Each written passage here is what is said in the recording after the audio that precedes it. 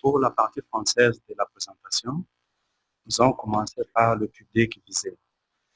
L'investigateur principal et les membres de l'équipe locale sur chaque site clinique de l'essai African Surgical Outcome Tool ASOS 2.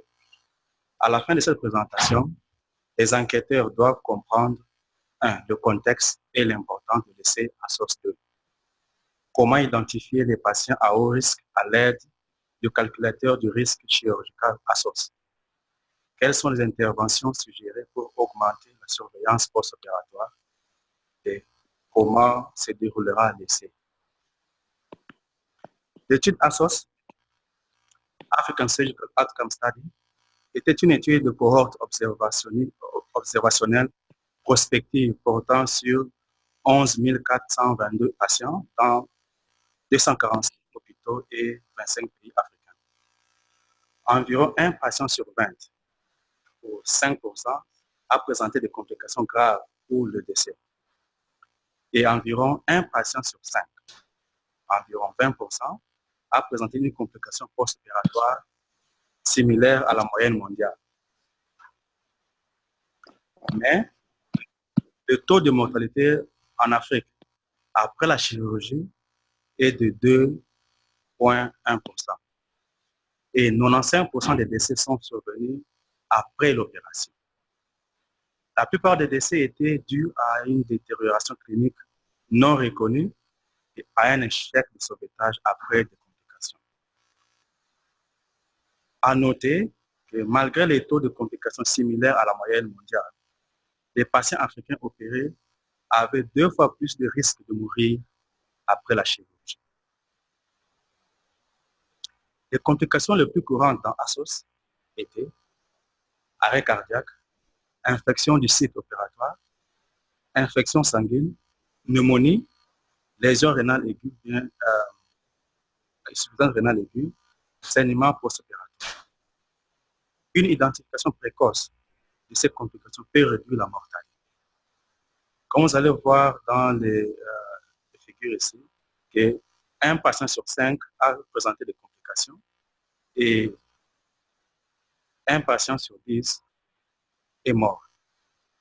Donc, les patients africains qui ont développé une complication avaient une chance sur 10 de mourir. Qu'est-ce qui a provoqué le manque de sauvetage en Afrique? En Afrique, le nombre de membres du personnel chirurgical était 20 à 50 fois inférieur au seuil minimal de sécurité recommandé. Le but de ASOS 2 est de déterminer si la réallocation des ressources humaines existantes dans le but d'augmenter la surveillance post-opératoire pour les patients identifiés comme haut risque, c'est-à-dire qui risquent de plus d'avoir une complication, va diminuer la mortalité périopératoire. Sur la base de l'étude ASOS, un calculateur de risque a été développé pour identifier les patients à risque de complications graves ou de décès après une chirurgie. Ces facteurs de risque ont été identifiés. Et ces facteurs étaient les seuls prédicteurs indépendants de complications graves et de mortalité dans ASOS. À noter, les facteurs de risque ASOS sont les suivants: âge, statut physique, ASA, indication chirurgicale, urgence de la chirurgie, gravité de la chirurgie et type de chirurgie. Le calculateur de risque, des points sont attribués à chaque facteur de risque et ces points sont ensuite additionnés. L'état physique était un facteur prédictif plus fort que les conditions médicales individuelles. Par exemple, statut de fumeur, obésité, etc., etc. Les patients gynécologiques et obstétriques connaissent moins de complications graves et de décès et ressortent donc de points négatifs. Comme vous allez le voir dans le tableau à côté, l'âge et chaque facteur a des points bien identifiés. Il suffirait d'ajouter des points tels que ça se trouve dans le que vous voyez à droite de l'écran. Les points en augmentation représentent un risque croissant. Un patient à haut risque est défini comme ayant 10, le point 10 au supérieur. Un facteur clé est le score de 10 signifie que le patient représente un risque supérieur à la moyenne complications graves et de décès qui est de 5%.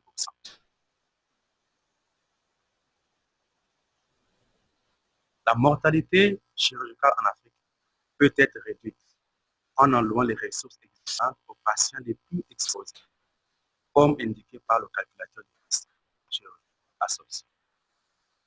L'augmentation de la surveillance post-opératoire chez les patients à haut risque peut aider à sauver les patients qui développent des complications, diminuant ainsi la mortalité. 5 interventions ont été suggérées, lesquelles nécessitent un minimum de ressources supplémentaires et peuvent avoir un impact important sur la détection précoce des complications.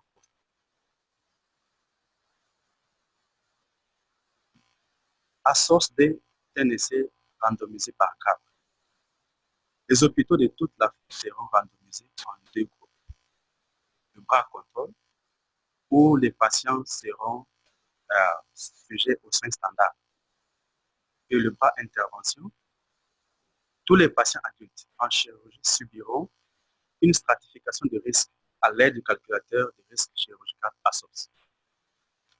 Une surveillance post-opératoire accrue sera mise en place pour les patients à haut risque. Le résultat principal est la mortalité à l'hôpital. Et l'étude va se dérouler de façon ci-après. D'abord, l'évaluation de l'éligibilité, puis la randomisation, et qui sera soit des soins visuels ou les soins post-opératoires accrus. Et cette phrase sera aussi traduite en français. Okay. Le bras intervention, l'admission sera aussi après. Admission dans un service de soins plus élevé que prévu au moment de la chirurgie. Augmentation de la fréquence des observations infirmières dans la période post-opératoire. Affecter le patient à un lit à la vue du poste de soins et non à distance dans les services post-opératoires. Permettre aux membres de la famille de rester avec le patient dans le service dans la période post-opératoire. Mise en place obligatoire d'un guide de chevet en haut, chevet à haut risque au-dessus du lit du patient. Et c'est ainsi que sera le guide de chevet du lit du patient. Et ici aussi sera traduit en français pour nos amis francophones.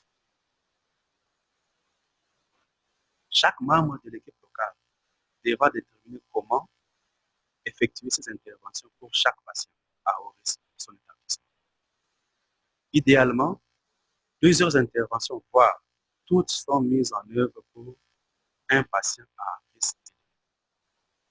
La mise en place du guide de chevet à haut risque au-dessus du lit de chaque patient à haut risque devrait être réalisable sur tous les sites et constitue donc la seule intervention absolument obligatoire. Et l'étude se présentera comme suit. Il y aura dans la phase première, puis ce sera la préparation. Et nos amis de l'équipe locale devront se réunir pour déterminer chaque acte et qui va s'occuper de chaque partie de l'étude. Et il y aura la deuxième phase, qui sera la phase d'intervention, et surtout pour le site randomisé pour le bas intervention, où en période préopératoire, il y aura une évaluation du risque. Et après, en chirurgie, le chirurgien et l'anesthésiste vont se décider de quelle intervention ils vont faire et comment ils vont faire une évaluation post-opératoire.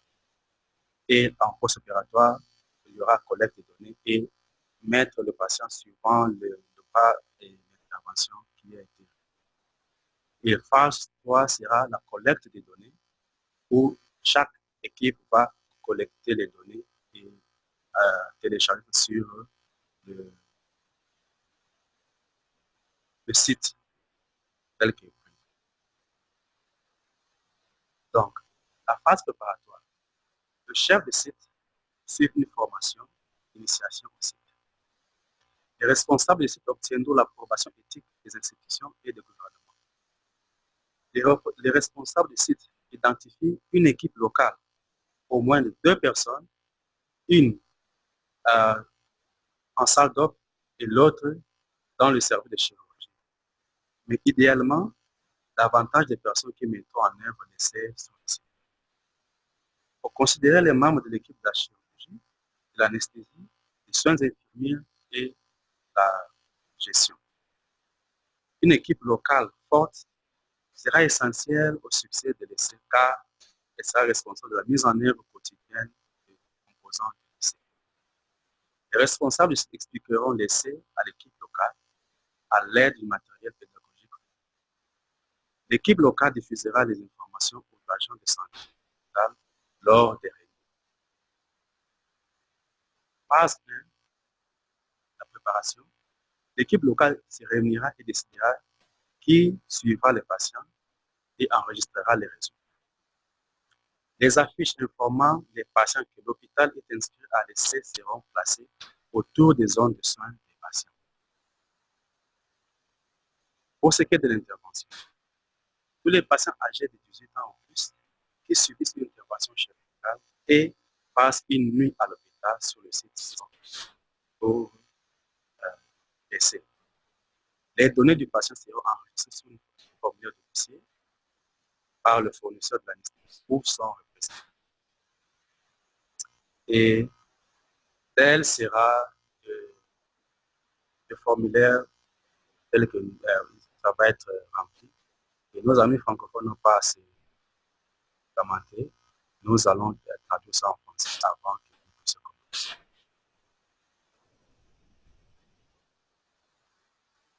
Pour la phase de préparation encore, l'équipe Laura se réunira et décidera qui effectuera l'évaluation du risque avec le calculateur des risques chirurgicaux associés. Et ça, c'est pour le bas intervention. Comment les interventions de surveillance post-opératoire accrues seront mises en œuvre chaque semaine, qui assurera la mise en œuvre des interventions si l'hôpital est randomisé sous le bas intervention et qui suivra les patients et enregistrera les résultats. Chaque site randomisé dans le groupe intervention effectuera ensuite un test de 2 jours au cours duquel le calculateur de risque chirurgical associe et les interventions auprès des patients à risque de risque seront mises en œuvre. Les obstacles à la mise en œuvre des interventions de surveillance post-opératoire seront identifiés et l'équipe locale travaillera à les résoudre. Les affiches informant les patients l'hôpital est inscrit à l'essai seront placées autour des zones de soins des patients. Tous les patients âgés de 18 ans ou plus qui subissent une intervention chirurgicale et passent une nuit à l'hôpital sur le site seront évalués à l'aide du calculateur de risque chirurgical associé. Les données du patient seront enregistrées sur un formulaire de dossier par le praticien d'anesthésie ou son représentant. Les interventions possibles seront discutées par l'équipe clinique, chirurgien, fournisseur de soins d'anesthésie ou personne désignée en fonction des disponibilités. Les interventions seront prescrites et mises en œuvre. Et voici le formulaire du dossier pour le bras d'intervention. Encore une fois, nous allons traduire ça et vous n'avez pas à vous faire ça avant que vous puissiez commencer. Laissez. Maintenant, dans le suivi, le suivi se fera de cette manière. Il y aura d'abord l'évaluation préopératoire. L'anesthésiste ou son représentant consignera les données préopératoires, périopératoires et sur la fiche collecte de données. Et la deuxième phase sera l'évaluation où le stagiaire en anesthésie, médecin en spécialisation ou infirmière, toutes les personnes qui sont de premier rang dans les soins de santé vont remplir le formulaire avec l'intervention et les résultats quotidiennement jusqu'à la sortie de l'hôpital ou le décès du patient. Et il y aura maintenant la phase d'entrée de données où le représentant du site va télécharger les données sur le formulaire dans une base de données électronique. Et pour ne pas intervention, d'abord, l'anesthésiste ou son représentant évalue les risques avec une calculatrice et enregistre le facteur de risque dans le formulaire. Idéalement, réalisé en préopératoire, mais sera péropératoire ou immédiatement post-opératoire pour les cas. Et après, il y a la phase de mise en place de l'intervention post-opératoire. Le chirurgien ou l'anesthésiste discute ces interventions qui seront mises en œuvre et enregistrent sur le formulaire. Et le formulaire est ensuite placé dans le dossier du patient. Ensuite viendra l'évaluation post-opératoire. Tous les personnels de premier rang, stagiaires en chirurgie, médecins en spécialisation ou infirmières dans la salle post-opératoire où la personne désignée va remplir le formulaire avec intervention et les résultats quotidiennement jusqu'à la sortie de l'hôpital ou de décès. Et viendra la phase d'entrée. Le représentant du site télécharge les données du formulaire dans une base de données électroniques. Et la phase 3 sera la collecte. Les interventions post-opératoires seront documentées dans le formulaire par le chirurgien, l'infirmière de service ou un autre représentant jusqu'au lendemain, 4 ou 4 semaines de l'essai. Les complications post-opératoires et les résultats de mortalité seront consignés quotidiennement dans le formulaire jusqu'à la sortie de l'hôpital ou le décès de service. Et ce sera fait par le chirurgien, l'infirmière ou un autre membre désigné du service.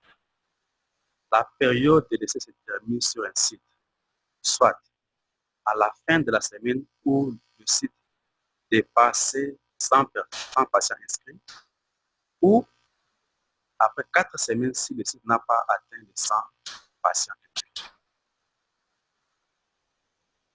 Si les données ne sont pas enregistrées avec précision dans le formulaire par tous, pour tous les patients éligibles pour tous les sites, le travail de milliers de prestataires de soins en Afrique sera compromis.